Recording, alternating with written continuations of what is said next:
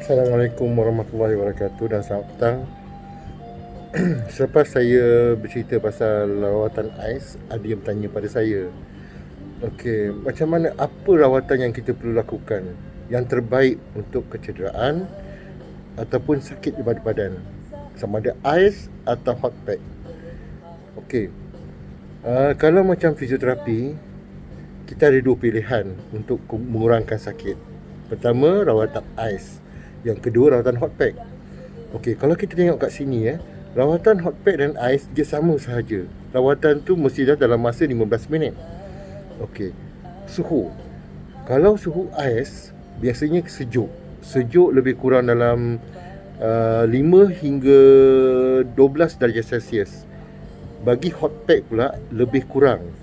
Lebih kurang 45 hingga 60 darjah Celsius.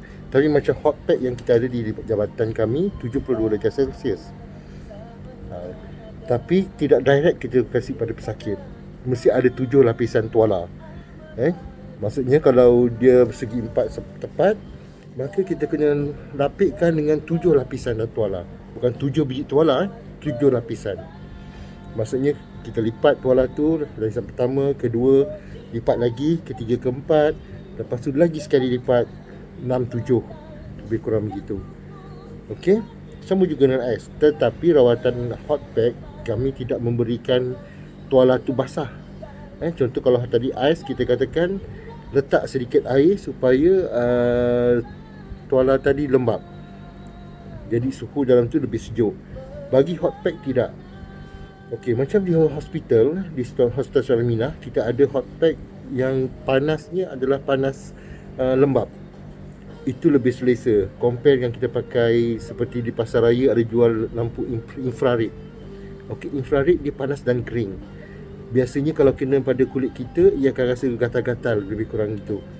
Kalau hot pack yang kita ada di hospital, jarak antara skin dan juga hot pack tu lebih kurang 3 cm ataupun 2 cm setengah. Manakala kalau pakai lampu infrared lamp yang berada di pasar raya, pasaran, di farmasi ada jual, jaraknya lebih kurang 3 meter.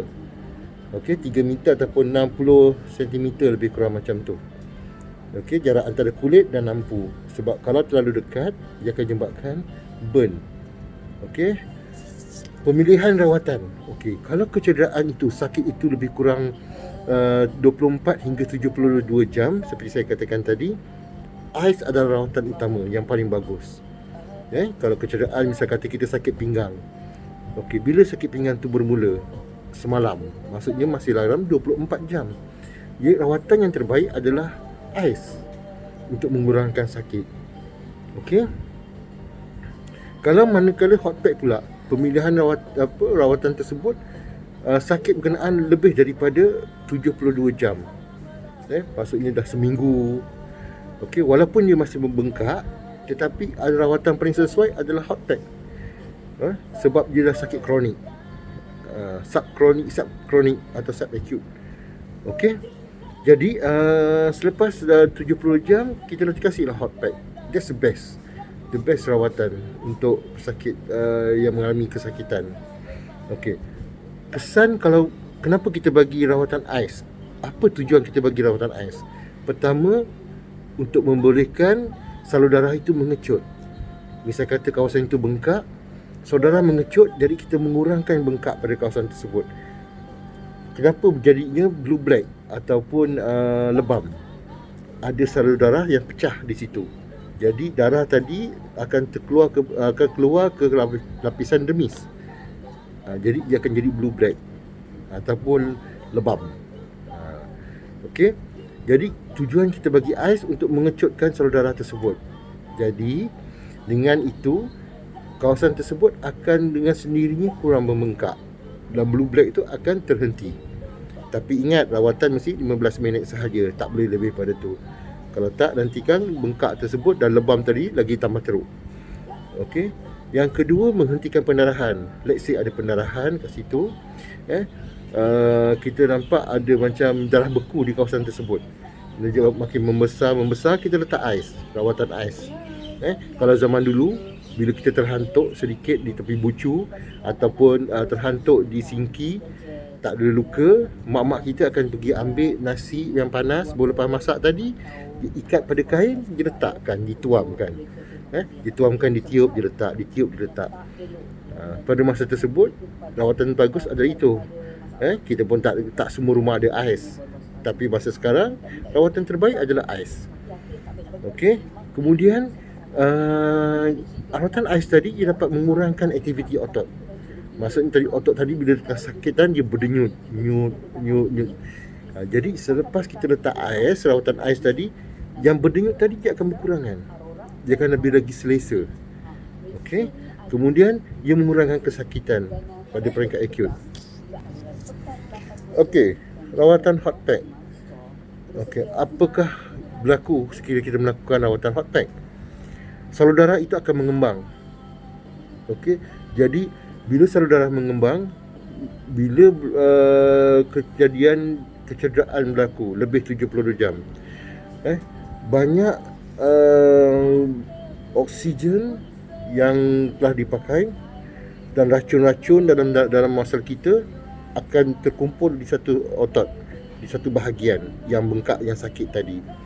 Jadi bila kita kasih hot pack, saudara akan mengembang. Bila mengembang, semua SUD-SUD yang tak diperlukan tadi akan terkeluar, di flush out dari kawasan tersebut.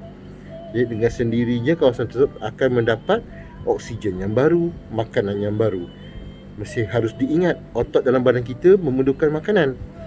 Makanan apakah yang otot perlukan? Sumber protein dalam badan kita yang kita makan. Okey, jadi dia perlukan protein untuk menghasilkan sel-sel yang baru. Tanpa makanan, tiada sel baru dapat tumbuh. Okey, jadi rawatan hot pack ni dapat menambahkan SUD yang baru, nutrition yang baru kepada kawasan yang cedera tadi. Okey, bila kita bagi hot pack, kita harus ingat tujuannya adalah untuk menambah flexibility. Contohnya, sekiranya kita ada sakit lutut, makcik-makcik yang sakit lutut di rumah, okey, lutut dia bengkak. Kalau letak ais, betul, bengkak tadi akan surut. Tetapi harus diingat, flexibility tidak ada. Jadi bila ada arthritis, otot sendi tadi dia keras. Bila mengeras, letak ais bermaksud apa?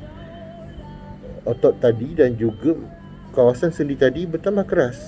Jadi tak ada flexibility, keselesaan tiada. Walaupun pada masa yang sama sakit berkurangan. Kalau kita bagi hot pack, kita punya muscle dengan sendirinya ada rasa panas. Bila rasa panas, kita punya muscle semua akan lembut. Jadi mudah kita untuk melakukan pergerakan, untuk kita buat stretching, untuk kita membuat aktiviti flexibility, membengkok, menegakkan, meregangkan otot tadi lebih mudah. Bila bengkak berlaku atau kecederaan berlaku, otot tadi akan mengeras. Jadi bila letak hot pack pada masa yang sesuai selepas 72 jam, ia akan menambahkan flexibility. Jadi kita mudah untuk stretch pada bahagian yang cedera tadi. Okey. Kemudian ia dapat mengurangkan kesakitan.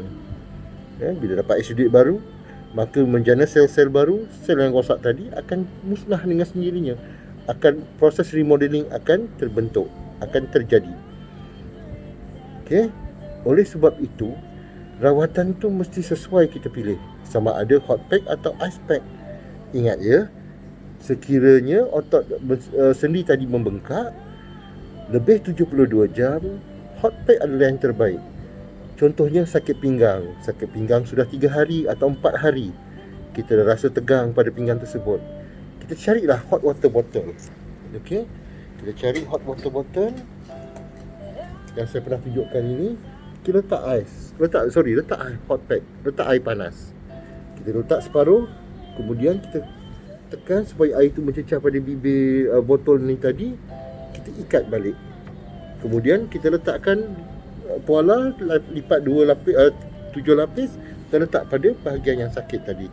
Contohnya bahu, sendi lutut, semua boleh. Tetapi kalau misal kata sakit tadi kurang daripada 72 jam atau kurang daripada 24 jam, rawatan ais adalah terbaik. Okey, faham ya? Saya harap anda semua dapat memilih rawatan yang terbaik untuk diri anda. Kesakitan yang anda terima, mudah-mudahan anda semua sihat dan tiada sakit yang dapat membatasi aktiviti anda seharian. Ingat, stay at home, stay safe. Semoga apa yang saya bincangkan ini menjadi tauladan pada anda dan memudahkan anda untuk memilih rawatan untuk diri anda sendiri dan keluarga tersayang. Selamat mencuba. All the best. Ada masalah, sila hubungi fisioterapi berdekatan anda atau terus hubungi saya. Terima kasih. Assalamualaikum. Selamat petang. Bye.